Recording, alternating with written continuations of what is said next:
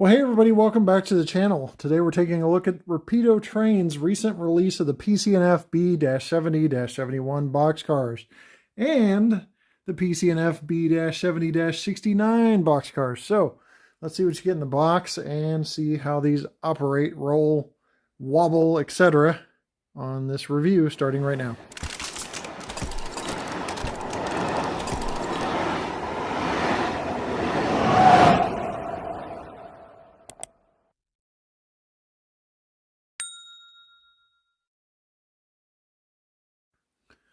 I think I'll unbox what I consider one of the snazziest schemes, the cotton belt hydro cushion boxcar here. Plastic, hard shell plastic just in there. In the box it slides right out. Exploded parts diagram, you can see all of those parts and they correspond to numbers. So if you lose anything you can call and ask them to send you a part. Rapido Train sticker, the boxcar itself in the hard plastic and wrapped in soft plastic too. Just gonna roll that right out there and onto our little 360 disco table here, and we'll take a 360 degree look at this boxcar. Really highly detailed, as I've come to expect from Rapido rolling stock, with crew access ladders, crossover platforms, coupler cut lever, and the coupler itself there on the bottom. Oops, still getting used to my different camera setup. You can see all of the corrugation on the boxcar. This is where they've kind of assembled the boxcar, and there's all these lines where they have to put the panels together to assemble the boxcar in real life, and those are accurately modeled here. Airline hose with the silver tipped end poking out there. You've got your metal wheels, stirrups on the ends here, as well as crew access ladders. The boxcar doors with tack board, latch, the sliding area, I guess the tract that you open the boxcar doors to and run to the edge so that you can load the boxcar. Hydro cushion SSW on the side there with the road number, load limits, capacities there. Old school AEI tag here, cotton belt, and more load limit and boxcar specifications, including build date there. So a little hard to see if it's legible. Try to get the camera to strain and focus. It looks like it is legible. So that's pretty cool. Look there, you see 1274 is the build date. So that's going to be the earliest these would have ran is around 1974. You also see the little stopper at the end, keeps the door from going flying off the edge of the track there. That's accurately modeled. On this end, brake wheel, brake chain, ladder, crossover platform, coupler cut bar, metal coupler with spring loaded details in your silver tipped air hose as well. All of your writing on the edge here, SSW, and the road name is there, rivet detail on the roof, and the corrugation on the ends. Gonna do a little 360 action here so you can see both sides. And then one of the cool features of Rapido is their excellent detail on the underside, so we'll take a brief look at that. Air cylinder, air reservoir, the valve there, all the plumbing for the brake lines is present on the bottom there. It might even be a drain plug there, I'm not sure. Maybe to get rid of accumulated water. I'm just kind of off in guess land right now because I don't have very detailed knowledge of these cars.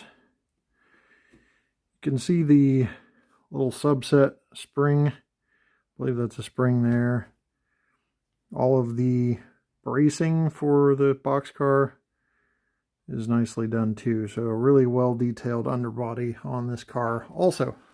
Taking a quick look at the roof, you can see the X pattern there on the roof. Nice silver metallic finish on there as well. Just a very beautiful car. Here is another 69 variation of the car. That's the 70-69. We're just going to do a brief 360. There are some differences, obviously, differences in door pattern.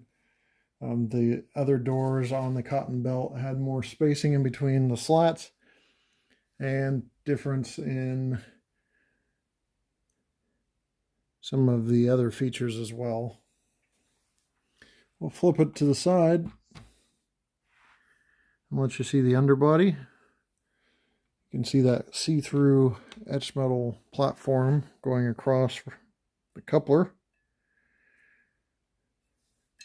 And more of the same kind of Vanna White mode here, but I did want to point out the door differences on this car. Here's your Southern Pacific Hydro Cushion version. You can see really nice execution on that. They're just very handsome cars. That's the only way I can really put it. There's the bottom. Here's Golden West service with the SP patch.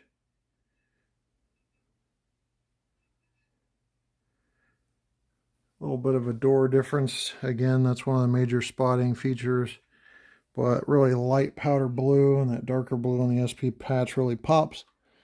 And one more look at the underbody, because different colors showed people different things. They can see things a little better depending on how light or dark it is. While we have the Golden West service, let's do some NMRA compliance. Just zoom out a little bit to do so. Wheel set. Easy to tell on these NMRA gauges. They fall right in if they're good to go.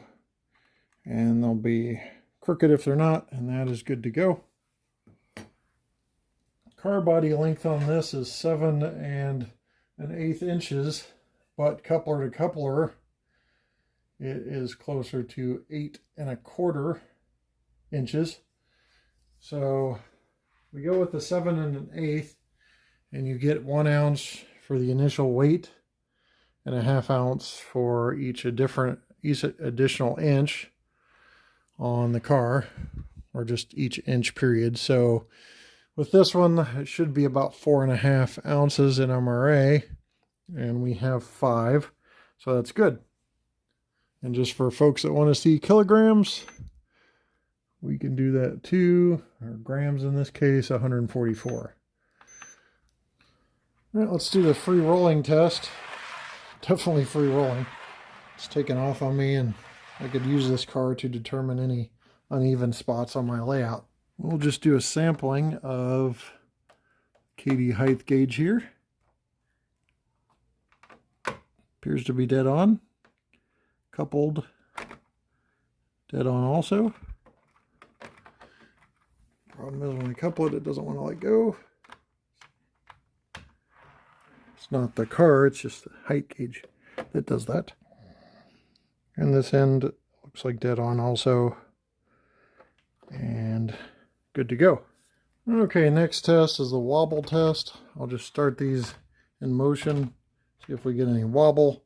Sometimes it's so bad on different cars that they'll still be wobbling as I move one to the other, but these are very stiff and rigid, and there's no body wobble to them. So that is good. Unless I like darn near take it off the track like I did there. So good. Very well executed car, completely NMRA compliant, no body wobble, free rolling.